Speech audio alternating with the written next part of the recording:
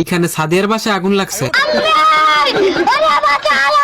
এইদিকে দেখেন এই বলদে গাড়ি রাইখা পানির টাঙ্কি নিয়ে দৌড়াইতেছে। এই বলদের কাজ দেখেন, মানে বাড়ি উড়ে যাক কিন্তু বিড়ি টানতে হবে।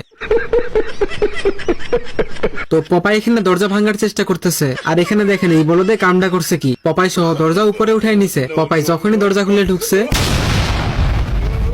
अरे मुझे चक्कर आने लगा।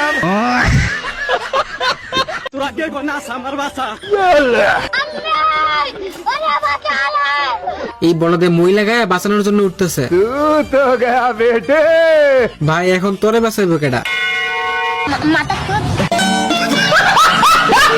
তো এই বলদে আসছে পাগলা গরুকে শান্ত করতে। ভাই এইখানে ওর জীবন বাঁচে না, আর এই বলদে আসছে অটোগ্রাফ নিতে।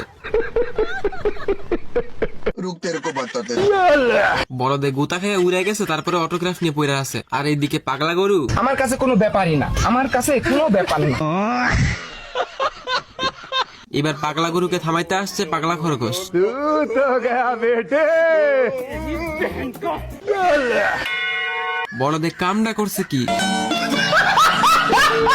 এই শহরের প্রত্যেকটা লোক হচ্ছে টেলিভিশন পাগল। পাগলামের একটা লিমিট থাকা দরকার। এই বলদে টেলিভিশনের মধ্যে মাছ ধরা শুরু করছে।